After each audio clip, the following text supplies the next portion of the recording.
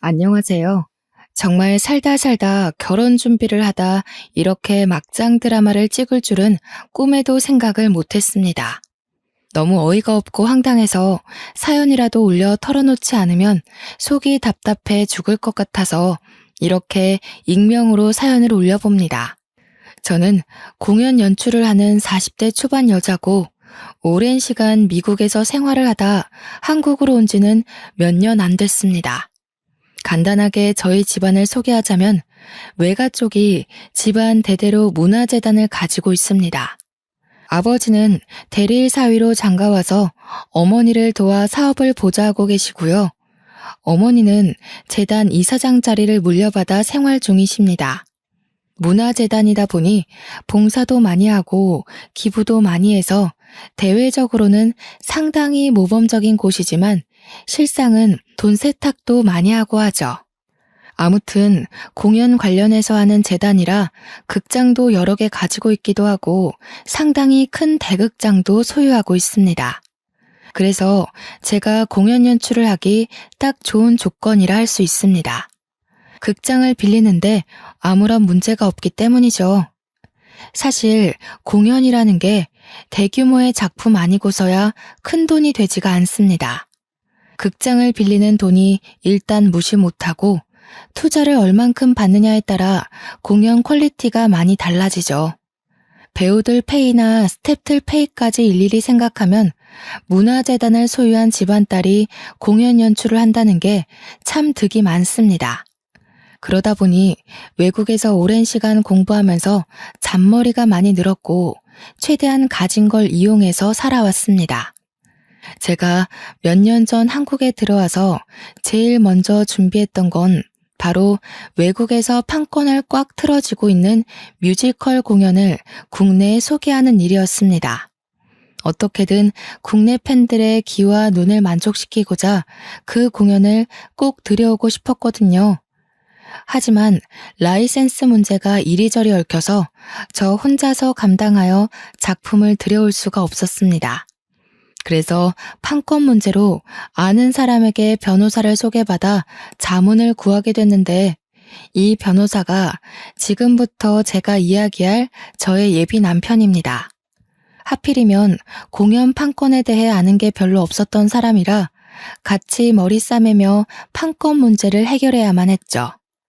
변호사라고 모든 분야를 다 잘하는 게 아니더라고요.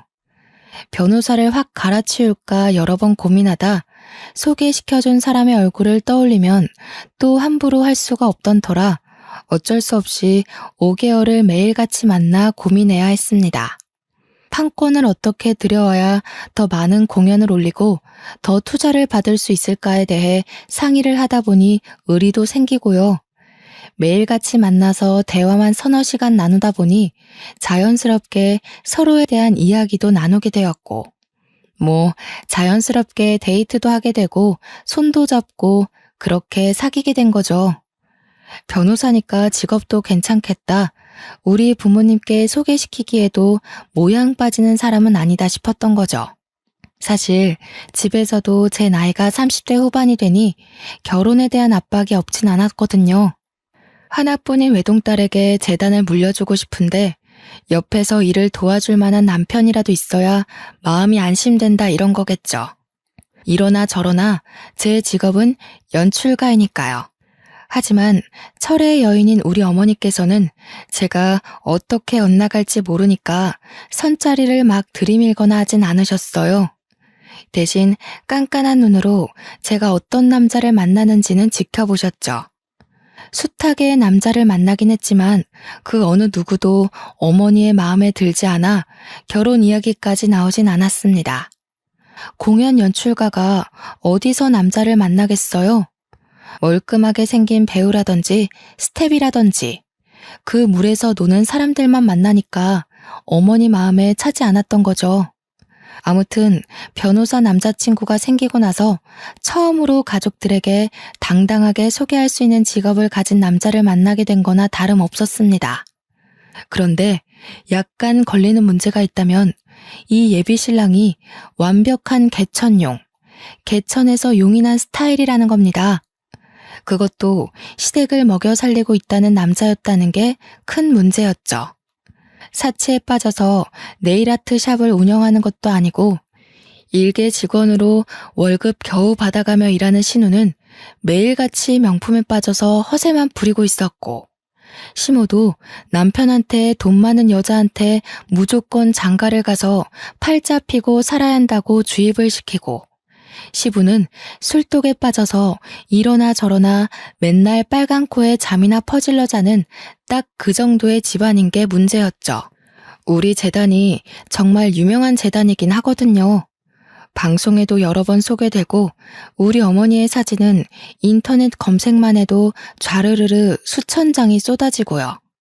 거기다가 일부 커뮤니티에서는 철의 여인, 냉정한 사업가, 냉미녀 이러면서 우리 어머니를 소개하는 글들이 올라오기도 합니다.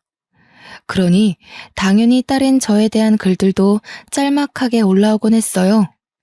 문화재단 기업 수장의 딸이 공연 연출가라는 게 흥미 돋는 일일 수 있죠 뭐. 아무튼 돈이 잘 굴러가는 재단 덕분에 저도 꽤 사치 아닌 사치를 부리면서 살아왔습니다. 오랜 시간 미국에서 공부를 한 것도 그렇고 하고 다니는 행색도 좀 부유한 편에 속하긴 했죠. 명품 로고가 새겨진 옷을 입는다거나 가방을 든다거나 제 차도 유명한 외제 브랜드 스포츠카거든요. 아무튼 예비 신랑이 그걸 다 확인하고 저한테 지고지순하게 굴었는지 확인할 방법은 없지만 심증은 가는 상태인 거죠. 이야기를 줄줄이 늘어놓다 보니까 서론이 조금 길었네요. 저와 예비 신랑은 연애를 하기 시작한 지 6개월이 조금 넘었을 때 결혼 이야기가 나왔어요. 서로의 직업도 안정적이겠다.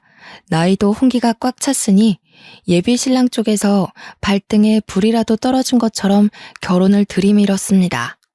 뭐 이대로 결혼해도 나쁘진 않겠다는 생각이 들어서 저도 어느 정도 결혼에 대해 긍정적이었고요.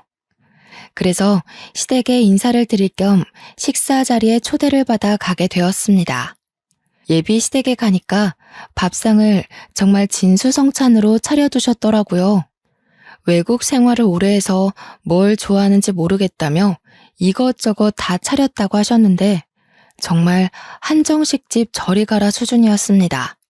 그러면서 여자가 바깥일을 하려면 속이 든든해야 한다고 어서 먹어보라고 저를 한껏 배려해 주셨습니다.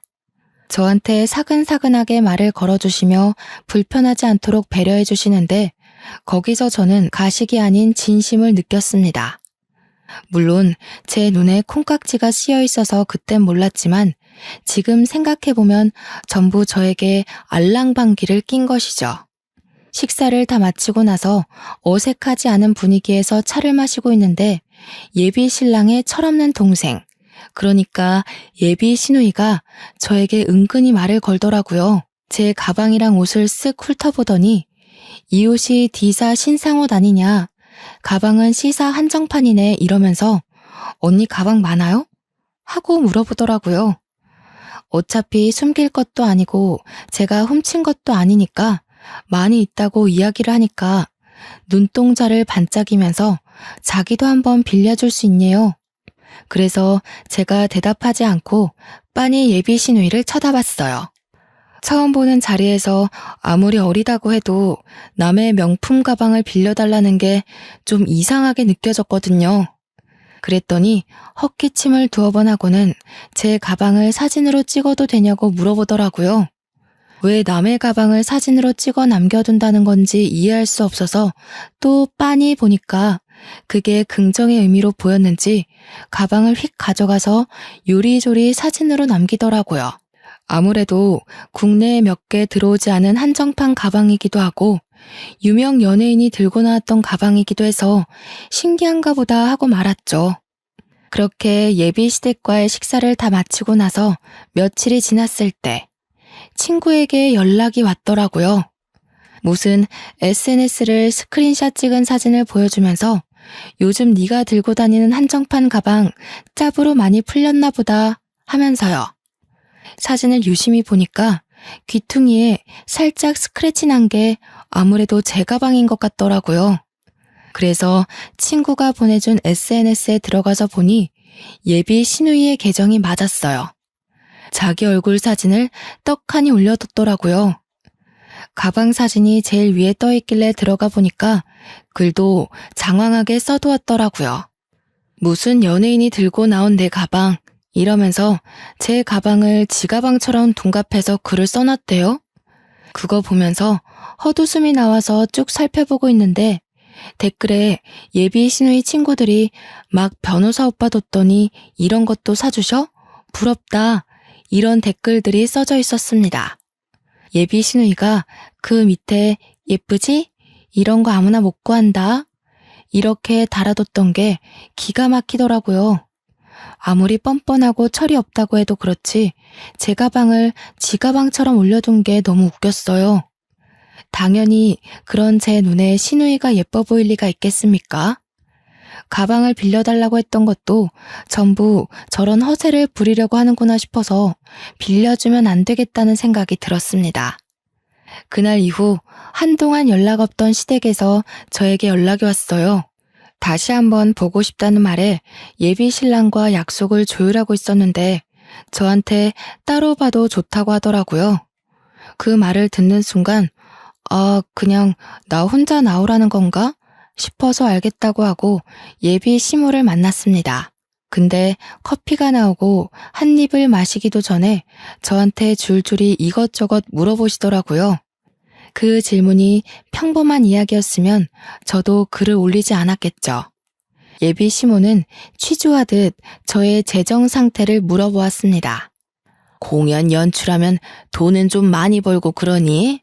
적게 벌면 우리 아들 뒷바라지 하는 건 어떨까 싶어서. 아니, 내가 뭐 여자가 일한다고 하찮게 보고 그런 사람은 아닌데 우리 아들이 변호사니까. 내조하는 부인이 있으면 좋을 것 같아서 그러지. 절대로 우리 예비 며느리를 내가 무시하는 게 아니라. 알지 내 말? 그래서 저는 그냥 저 돈 많이 벌어요 라고 솔직하게 대꾸했습니다. 그러자 예비 시모의 이마에 약간 주름이 지더라고요. 모르는 척하고 커피만 계속 마시고 있었죠. 그랬더니 이제는 대화의 내용을 다른 곳으로 전환을 시키더라고요. 그래, 돈 많이 번다니까 든든하네. 그러면 지금 사는 집은 어디에 있어? 예비 사돈네가 재력가라는 이야기는 내가 들었는데 우리 예비 며느리가 하고 다니는 게 전부 명품이라며? 딸이 그러더라. 걔가 그런데 관심이 많거든. 그러면 그 차는 뭘 타니? 외제차라고 들었는데 유지비도 꽤 많이 들지? 저는 이런 돈돈거리는 대화를 왜 하고 있어야 하는지 전혀 이해가 안 갔습니다. 제가 미국에서 오래 살았기 때문에 이런 대화 자체가 정말 무례하다고 생각하는 사람이었거든요. 한국의 정서가 뭔지 모르겠지만 원래 결혼할 때 예비 시댁에서 이런 거 하나하나를 다 물어보고 따지는 건지 이해도 안 갔고요. 은근히 기분이 나빠서 그냥 조용히 커피만 마시고 있었는데 예비 시모가 카운터를 날리더라고요. 그 보험은 많이 들어놨니? 스포츠카가 사고 많이 나고 한다던데. 아니, 그렇게 또 이상한 눈으로 보지 말고 그냥 걱정돼서 하는 소리지. 혹시라도 좀 알지? 나는 딸 같은 며느리 생겨서 정말 좋거든. 제가 계속 무표정하게 있었더니 보험 이야기를 물어본 게 조금 실수였나 싶으셨나 봐요. 계속 저한테 딸 같은 며느리가 얻고 싶었다면서 물어보지도 않은 말들을 줄줄이 늘어놓으시더라고요. 커피를 다 마시고 밥을 먹자고 하시더니 미리 준비해 두신 건지 밥상을 내오시더라고요. 솔직히 체할 것 같아서 밥을 목구멍으로 넘기고 싶진 않긴 했지만 또 밖에서 먹는 것도 아니고 시댁에서 먹는 건데 거절할 수가 있나요? 아무리 개인주의가 강한 외국에서 자랐다고 해도 이 정도 예의는 기본이었죠. 그래서 또 차려주신 밥을 맛있게 잘 먹긴 했습니다. 약간 더부룩해서 앉아있지 말고 좀 일어날까 싶어서 벌떡 일어나니까 저한테 웃으면서 우리 며느리가 눈치가 빠르네 하시는 거예요. 속이 더부룩한 게 왜 눈치가 빠른 거지? 하고 빤히 또 시모를 보고 있으니까 저한테 앞치마 저기 있다면서 설거지를 하라는 거예요. 그니까 제가 밥 다 먹고 일어난 게 설거지하려고 눈치 보고 일어난 건 줄 아셨던 거죠. 외국에서 오래 살았잖아요. 이런 건 정말 외국 마인드를 본받아야 한다고 생각하거든요. 며느리가 매번 시댁에 와서 설거지를 해야 할 이유가 있나요? 저는 결혼하고 나면 무조건 집안일은 반반씩 해야 된다고 생각했어요. 우리 아버지도 평생을 그러셨고요. 물론 집에서 일하는 아주머니가 있으니까 그렇게 집안일이 많진 않았지만요. 그래서 당연히 제가 설거지를 해야 된다는 시모를 보고 아무것도 모르는 척하면서 다시 앉았습니다. 제가 소파에 앉으니까 시모가 저를 보고 왜 앉냐는 얼굴로 있더라고요. 그래서 저는 웃으면서 이야기를 했죠. 딸 같은 며느리 얻고 싶다고 하시길래요. 딸도 가만히 있는데 저도 TV 볼래요. 했습니다. 신우가 옆에서 TV 보고 있었거든요. 신우는 갑자기 소환된 자기 이야기에 저를 휙 쳐다보고 시모는 아무 말 못하고 부들부들 하시고 뻔히 기분 나쁜 게 눈에 보이는데 차마 예비 며느리 도망갈까 싫은 소리도 못하고 저한테 그러시더라고요. 아니, 어떻게 딸이랑 며느리랑 같냐고요. 그래서 저는 한껏 웃으면서 제가 딸 같은 며느리 해드릴게요. 걱정 마세요 했어요. 시모가 한 방 먹었다는 얼굴로 어깨를 들썩이며 호흡을 하는 게 느껴졌지만 제가 손님으로 여기 온 거지 가정부로 온 게 아니잖아요. 거기다가 예비 신랑이 뭐라고 우리 집을 소개했을진 모르지만 분명 돈 많은 집안이라고 이야기했을 거 아니에요. 그러니까 시모가 저한테 아무 소리도 못하는 거죠. 혹시라도 결혼이 파토날까봐 아니면 아들이 대릴 사위로 책 잡혀서 아무것도 못하는 바보 될까봐요. 진짜 처음에는 조상님께 감사한 마음이 들었어요. 대대손손 부를 물려주셔서 이런 자리에서 당당할 수 있게 해주신걸요. 아무튼 밥 다 먹고 설거지도 안 하겠다. 도망이나 슬슬 가려고 준비하는데 신우이가 저한테 슬쩍 물어보더라고요. 제가 공연 판권이 해결되어서 드디어 그 국내에 들여오고 싶었던 해외 뮤지컬을 들여오게 되었어요. 아마 예비 신랑한테 그 이야기를 들었나 봐요. 슬그머니 시모도 제 옆에 앉아서 신우 이야기에 끄덕끄덕 하는데 내용이 아주 가관이었습니다. 저한테 공연 이제 올릴 준비 하신다면서요? 하면서 배우 뽑는다고 들었는데 자기 자리도 하나 주면 안 되냐는 거예요. 이게 뮤지컬 공연이 연기 실력도 당연히 되어야 하지만 그저 앙상블로 공연을 올라간다고 해도 기본으로 노래가 돼야 하거든요. 그러면서 자기 원래 꿈이 탤런트였다고 배우하고 싶다면서 자리 하나를 달라고 염치도 없이 이야기를 하더라고요.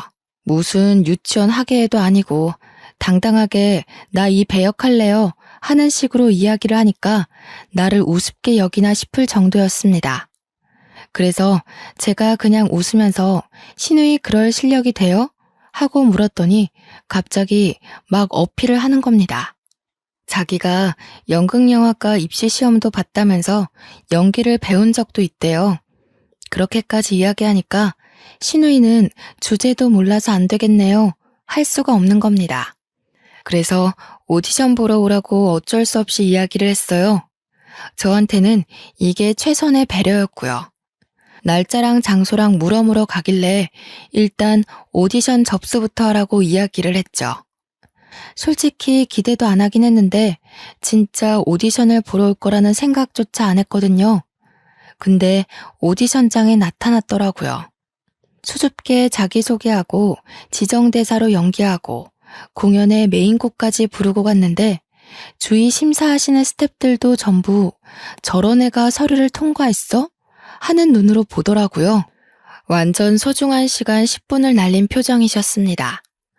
발연기도 그런 발연기가 없고 노래도 툭툭 떨어지고 염소 소리 내고 진짜 제 신우이라는 걸 몰라서 다행이지 너무 쪽팔리고 제가 다 부끄럽고 밤에 잘 때 생각나서 이불 발로 차고 할 정도의 수준이었습니다. 그러니 결과가 어땠겠어요?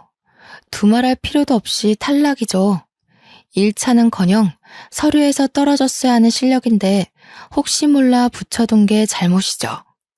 제가 그 뮤지컬 들어오려고 정말 노력 많이 했었거든요. 해외에도 여러 번 출장도 갔다 오고 한국 들어오기 전까지 판권 들고 있는 회사에 밥 먹듯이 찾아가서 부탁하고요. 제 명성이 갈아 넣어진 뮤지컬인데 그런 실력을 가진 사람을 쓸 수 있겠어요? 죽어도 안 된다 생각해서 더 볼 것도 없이 탈락을 시켜버렸습니다. 그랬더니 결과 발표 나는 날에 전화기에 불이 나듯 시모한테서 연락이 오는 게 아니겠어요? 피곤한 마음을 누르고 전화를 받았더니 한다는 소리가 글쎄 어떻게 자기 딸을 떨어뜨릴 수가 있냐는 겁니다. 실력이 안 되는 사람들 붙잡고 늘어져 봐야 시간 낭비인데 왜 당연한 소리를 아무렇지도 않게 하는지 이해가 안 갔어요. 그러면서 이미 동네방네 며느리가 연출하는 큰 공연에 우리 딸이 배우로 나올 거라고 소문냈는데 자기 어떻게 하니요? 아니 그걸 왜 저한테 물어보시나요? 그러면서 탈락이라고 하니까 신우가 울고 불고 난리가 났다면서 우리 쪽팔려서 어떻게 하냐고 제가 한숨 푹 내쉬면서 떨어진 이유를 말해줬어요. 연기도 너무 못하고 노래도 솔직히 못 들어줄 상태였다. 다른 심사위원들도 전부 만장일치로 못 뽑는다고 했다고 하니까 심호가 정이 없대요. 한국 사회에서 그 정도 정도 없이 어떻게 사냐면서 연출이라면 뒷배로 꽂아줄 수 있는 거 아니냐고 생떼를 쓰기 시작하는데 미치겠더라고요. 그래서 그냥 될 대로 되라는 식으로 시모한테 신우가 나무 일 역할이라도 하겠대요? 하고 물어봤어요. 그러니까 어떻게 대사 한 줄 없는 배역을 줄 생각을 하냐면서 해도 해도 너무한다고 하는 겁니다. 지금 해도 해도 너무한 게 누군데 저한테 그런 소리를 하는지. 가뜩이나 공연 올리는 것 때문에 정신도 없는데 저한테 이런 식으로 구니까 더 할 말이 없어서 끊어버렸어요. 그리고 예비 신랑에게 전화해서 차근차근 이야기를 했죠. 네 동생이 도무지 쓸만한 부분이 전혀 없어서 탈락을 시켰더니 나한테 이러더라 하면서요. 예비 신랑이 미안하대요. 자기가 얼른 가서 잘 이야기해보겠다고 하더라고요. 저는 부탁을 했죠. 이런 일로 전화 오지 않게 해달라고 가뜩이나 바빠 죽겠다고요. 제가 실력으로 오디션에서 결과를 통보했을 뿐인데 인정머리 없다는 소리를 들어야 할 이유가 있나요? 참나. 다시 생각해도 너무 열이 받고 화가 나네요. 예비 신랑이 뭐라고 말했는지는 몰라도 한동안 조용했어요. 결혼 준비도 슬슬 해야 하는데 뭐부터 해야 할지 모르겠어서 예비 신랑이랑 이것저것 상의를 하고 있었죠. 예비 신랑이 시모가 아는 게 많으니까 시모한테 물어보고 해도 되지 않겠냐고 해서 저는 그런 만날 약속을 잡아달라고 했어요. 아무래도 양가 간에 서로 합의가 되어야 하는 부분이 있긴 하니까 어른이랑 이야기하는 게 빠르겠다 생각한 거죠. 저희 집이야 뭐 제가 이렇게 하기로 했어요. 하면 다 맞춰주실 분들이니까요. 아무 생각 없이 만날 약속을 잡고 당일에 밖에서 시모를 만났어요. 또 집에서 만나면 설거지 시키려고 할까봐 미리 차단한 거죠. 나름대로. 이미 오디션 건으로 저한테 기분이 상해 있는 시모라서 옷도 일부러 방수되는 스타일로 입고 가고 혹시 몰라서 한 벌을 더 챙겨서 갔어요. 드라마 같은 거 보면 시모가 물도 끼얹고 그러더라고요. 사람이 혹시 모를 상황에 대비를 해놓는 것도 나쁘지 않잖아요. 물론 제가 연출가라서 그런 영상들을 많이 보고 오버하는 걸 수도 있지만요. 약속 장소에 가니까 시모가 이미 와서 앉아 있더라고요. 그래서 앞에 떡하니 앉아서 저 왔어요 하니까 저한테 막 보고 있던 팜플렛 같은 걸 쭉 넘겨주더라고요. 개수도 10대 개 정도 되는 게 전부 중구난방으로 있어서 정리해서 하나씩 보고 있는데 각종 가전이랑 가구, 팜플렛 같은 거예요. 중간에 자동차 팜플렛도 끼어 있었고요. 근데 하나같이 상품에 동그라미들이 쳐져 있는 게 아니겠어요? 그래서 저는 이게 뭐예요? 저희 혼수하라고 골라주신 거예요? 하고 물어보았습니다. 아무래도 새 상품이다 보니까 우리 집에 들어갈 물건을 고르신 건가 싶었던 거죠. 그랬더니 시모가 픽 웃으면서 아직 뭘 모르네 하시면서 이야기를 하시는데 우리 집에 들어갈 건 우리가 알아서 고르고 지금 골라주신 건 시댁에 들어올 물건이라는 겁니다. 저는 그 말이 전혀 이해가 안 가서 시댁에 들어갈 물건을 왜 저한테 보여주시냐고 했죠. 그러니까 제가 시댁에 가구를 보내야 한다는 거예요. 제가 왜요? 하니까 그게 다 예단이고 원래 그렇게들 한다면서 변호사 사위 보는 게 쉬운 일인 줄 아냐고 하시는 겁니다.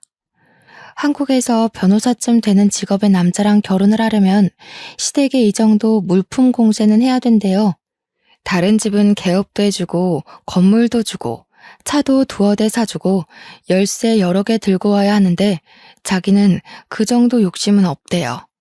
이 정도면 많이 양보한 거고 주위의 변호사 엄마들 이야기 들어보면 자기가 욕심 없어서 이 정도로 끝내는 거라고 고마운 줄 알아라 하시는 겁니다. 결혼하기 전까지 미리 가구랑 가전이랑 다 보내주고 차도 빨리 계약을 해달라면서 자동차 카탈로그를 그제서야 자세히 보니까 제가 타고 다니는 스포츠카 브랜드에서 나온 대형 SUV더라고요. 그 모델이 2억 가까이 하는 차량이거든요.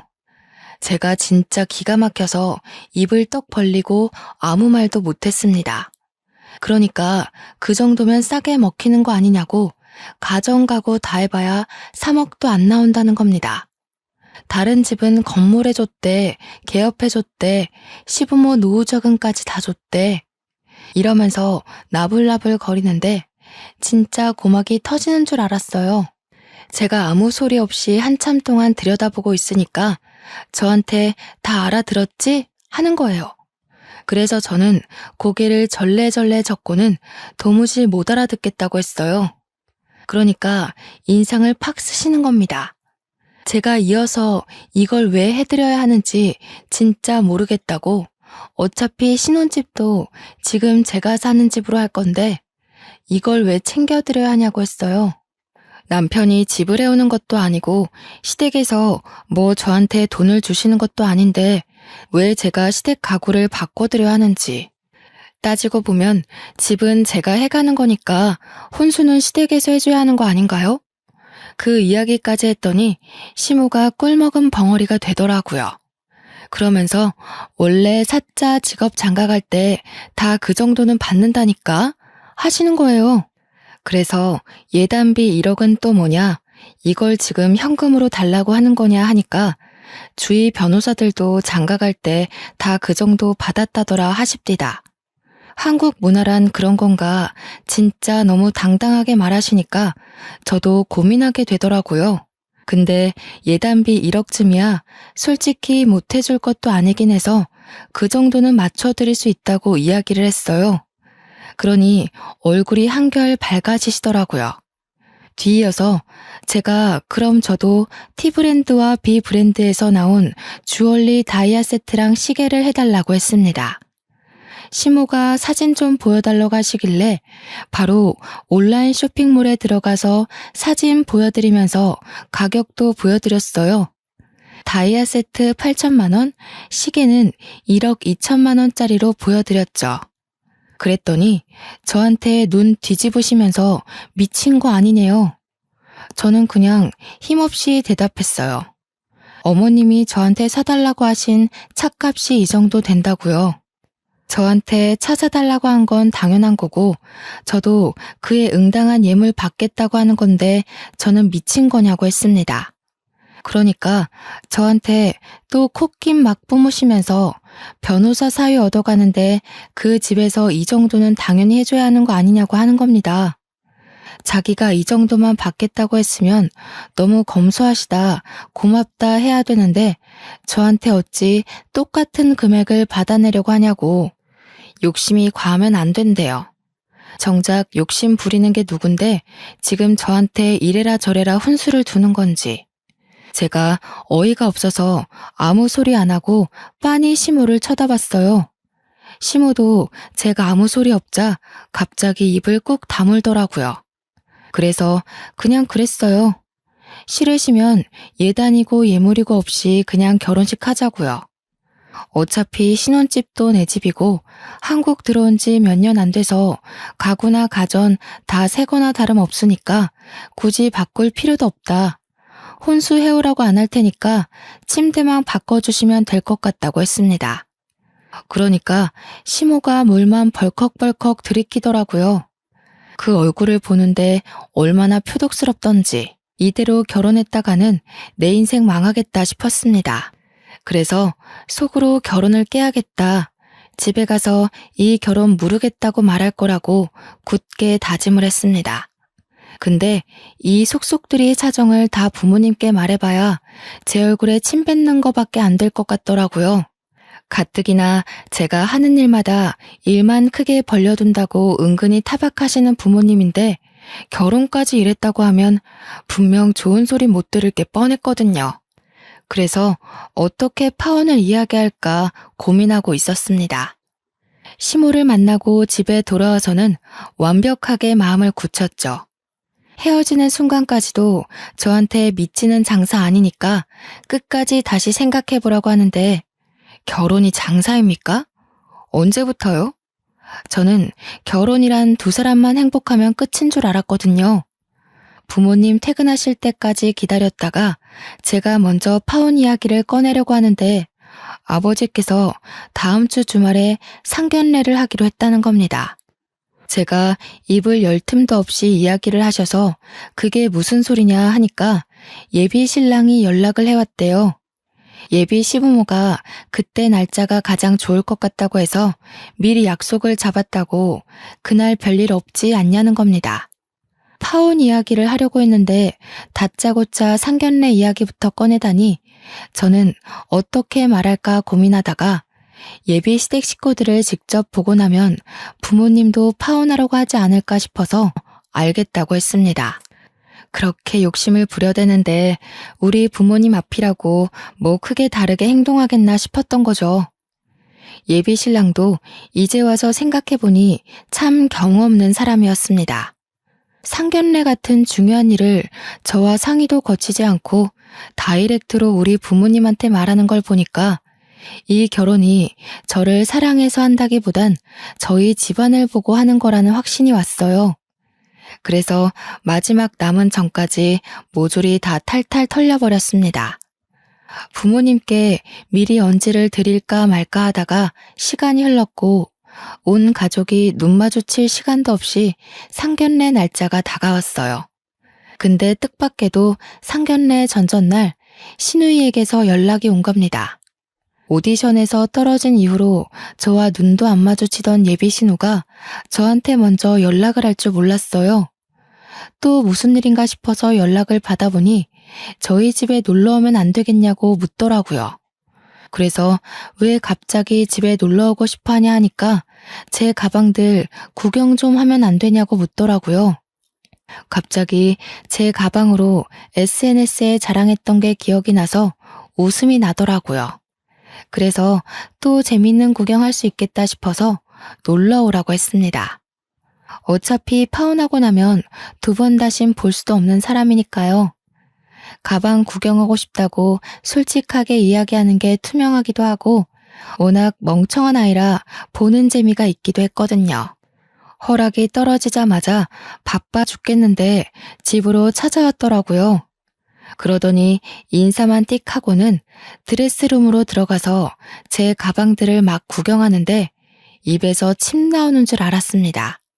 가방들 하나하나 다 꺼내서 이 각도 저 각도 사진 다 찍어놓고 옷 막 다 꺼내서 구경하고 그래도 다행인 건 알아서 정리는 잘 해놓더라고요. 그러더니 저한테 슬쩍 이제 가족도 되는데 자기 가방 하나만 주면 안 되냐는 겁니다. 그래서 안 된다고 했죠. 이게 다 얼마짜리 한정판인데 이걸 공짜로 얻어가려고 한답니까? 신우가 1년 일한 월급을 그대로 모아도 살 수 있을까 말까 한 가방인데 못 준다고 딱 잘라서 거절하니까 저한테 치사하다고 하더군요. 자기가 신우인데 잘 보여서 나쁠 거 없지 않냐고. 시집살이 하고 싶어서 그래요? 이러는데 어린 게 뻔뻔하게 구니까 웃겼어요.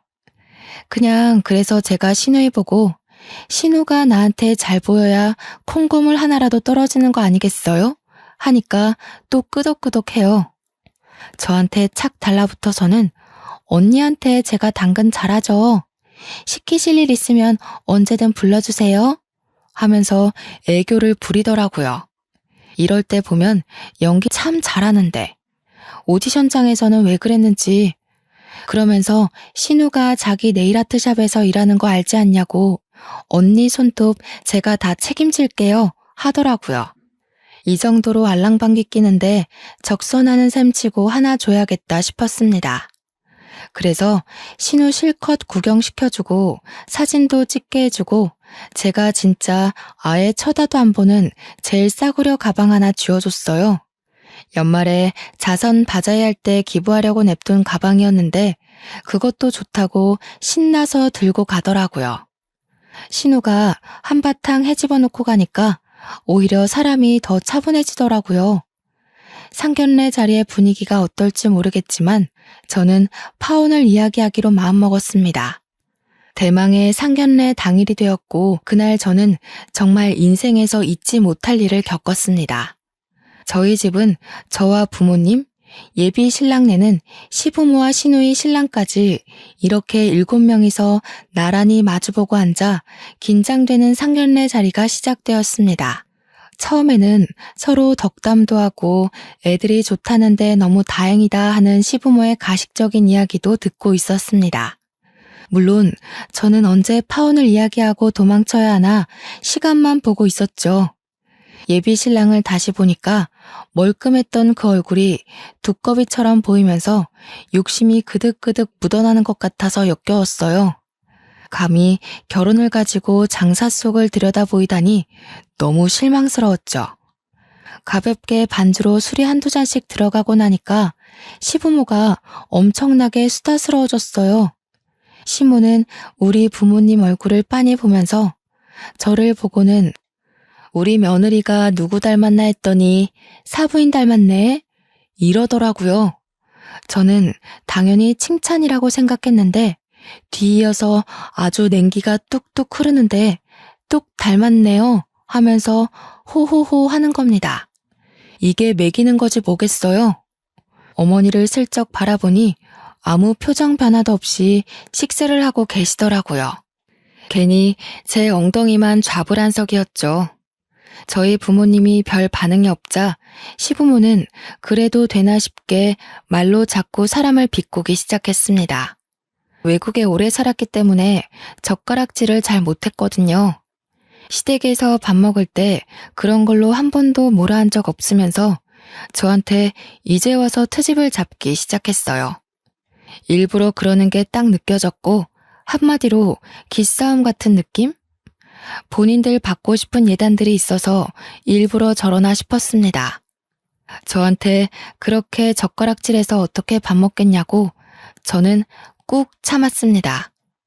어느 정도 본인들 배가 부르니 그때부터 본격적으로 돈 이야기를 꺼내더라고요. 시부모의 말은 아주 가관이었고 옆에서 아무 소리 없이 앉아있는 예비 신랑의 얼굴도 진짜 짜증났습니다. 우리 아들이 변호사잖아요. 주변 이야기를 들어보니까 죄다 예단비 1억은 받았더라고요. 사업하시는 집안이니 그 정도 재력은 당연히 있으실 테니 가능하신 걸로 알고 있겠습니다. 거기다가 우리 아들 이제 든든한 처가 생겼는데 차도 좀 좋은 거 하나 해주셨으면 좋겠고요. 변호사면 사무실도 하나 개업해야 할 텐데 때가 되면 다 해주시리라 믿고 기다리겠습니다. 우리 며느리가 외국에 오래 살아서 그런지 한국 문화도 잘 모르더군요. 애가 사근사근한 맛도 없고. 그거야 제가 다 끼고 가르치면 되니까 너무 걱정 마시고요. 사돈댁도 요즘 한국 문화 잘 모르시는 건 아니죠? 요즘은 결혼할 때 시댁 식구들한테 민크니 명품이니 죄다 돌리고 하잖아요. 우리 딸도 가지고 싶은 게 하나 있다고 하던데 해주실 거죠? 그러면서 시모가 신우랑 윙크를 서로 주고받는데 진짜 가관이다 싶었습니다. 저는 당연히 부모님 눈치 보고 있는데 저희 어머니께서 시댁 식구들이 뭐라 하든 말든 밥을 드시더라고요. 아버지는 이미 숟가락 내려놓고 저한테 눈으로 욕하고 계신 중이셨고요. 차라리 잘 됐구나 싶었습니다. 어차피 파혼 생각하고 있었으니까요. 근데 딱 거기서 시모가 눈치 없이 쐐기를 박아주는 게 아니겠어요? 재단 운영할 때 고문 변호사 하나쯤은 필요하지 않겠어요? 우리 아들 지금 다니는 직장도 엄청 좋은 회사긴 한데 겸업으로 고문까지 맡으면 얼마나 좋겠어요. 애들 결혼한다는데 자리는 제대로 잡아야죠. 자리 하나 주시면 월급 500만 원만 줘도 들어갈 맘 있다고 하니까 노이 좋고 매부 좋은 거 아니겠어요? 저희 재단에 당연히 변호인단 있습니다. 한두 명도 아니고 10대 명이 있어요. 문화재단이라는 게 정말 보통 일이 아니거든요. 제가 한 소리 하려고 입을 여는데 어머니께서 젓가락 탁 놓고 물 한 입 마시고는 입을 여셨습니다. 자네 문화예술진흥법 꿰고 있나? 판권이나 저작권에 대한 법률이나 판례도. 남편이 아무 대답 못하고 우물쭈물하다가 이제라도 공부해보겠습니다 하고 대답을 했습니다. 그러자 어머니께서 픽 웃으시는데 진짜 서늘하고 무서웠어요. 지금부터 하면 늦지. 내가 그걸 기다렸다가 자네를 채용해야 할 이유가 있나? 그 말에 시댁 식구들이 모두 짠 것처럼 입을 다물더라고요. 저희 엄마가 진짜 냉정한 사람이라 저도 무서워서 벌벌 떨거든요. 어머니는 작정하신 건지 저를 쓱 보고 시댁 사람들도 쓱 보고 말을 딱딱 하셨습니다. 너는 저런 경우 없는 집안에 시집을 가겠다고 귀한 내 시간을 뺐니? 저는 작은 목소리로 죄송합니다 했죠. 외국에서 오래 공부시켰더니 결국은 이런 조선시대 같은 집안으로 시집을 가겠다는 거야? 대부분 이런 거 따지는 집안은 양반 집안 아니고 상놈의 집안인 걸 몰라서 그래? 그러고는 아무 말 못하고 있는 시부모에게 통보하셨어요. 서로 집안끼리 격도 맞지 않고 괜히 시간 낭비했네요. 결혼은 없던 일로 합시다. 내가 고작 변호사한테 시집 보낼 거면 진즉 보냈지. 서로 좋다고 하니까 두고 봤던 건데 굳이 미래가 뻔한 집안에 시집 보낼 필요가 있어? 요구하시는 것들이 못 들어줄 건 없는데 내가 저 변호사의 앞날을 생각해보면 그 정도 투자해도 뽑을 만한 게 없어 보여서. 그러더니 일어나시더라고요. 당연히 아버지랑 저도 따라 일어났습니다. 비수를 냅다 꽂아버린 어머니의 말에 시댁 식구들 아무 말도 못하고 멍하니 쳐다만 보고 있더라고요. 이 결혼 저도 못하겠네요. 도무지 상식이라는 게 없는 분들이시더라고요. 제가 잠시 머리가 돌았던 것 같습니다. 당연히 그날 이후로 매일같이 시댁 인간들이며 남편이며 할 거 없이 저한테 전화 오고 매달리고 난리를 쳤습니다. 저는 바로 차단해버리고 어머니께서는 공연장에 사설 경호업체까지 붙여주셨어요. 찾아오면 쫓아내버리니 저는 만나지도 못하고 멀찌감치해서 소리만 치시고 그랬죠. 그렇게 한 3주 난리를 치더니 포기했나 보더라고요. 근데 예비 신우였던 인간한테 생각지도 못한 연락이 왔어요. 언니, 미안한데 저 가방 한 번만 빌려주시면 안 돼요? 하길래 갑자기 생각난 SNS 계정에 들어가 봤습니다. 그랬더니 글쎄 저희 집에 와서 찍어간 제 가방들을 죄다 지가 모은 것 마냥 올려두었더라고요. 근데 실물은 본 적이 없으니까 친구들이 전부 언제 보여줄 거냐, 거짓말 아니냐, 짭이라서 못 보여주는 거야? 하는 댓글들을 달아놨더라고요. 자기 거 아닌 거 들키긴 싫으니 저한테 울며 겨자 먹기로 연락한 거겠죠. 그래서 저는 SNS를 활발하게 하는 제 친구들에게 도움을 받았어요. 댓글에 내 거 가지고 자기 거인 척하네 하면서 친구들이랑 같이 네일아트 샵에서 일하는 직원이 3천만 원짜리 가방을 턱턱 산다고? 짭이네, 구라네 하면서 댓글 테러를 했습니다.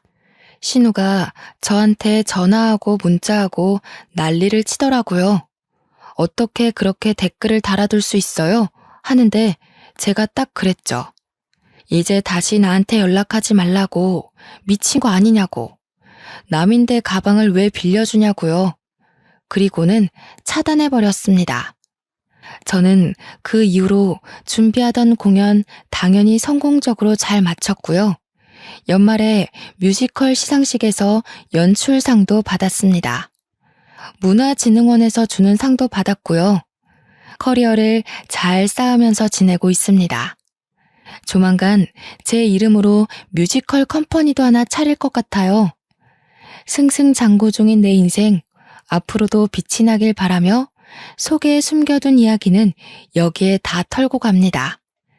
제 이야기 들어주셔서 감사합니다. 감사합니다. 감사합니다.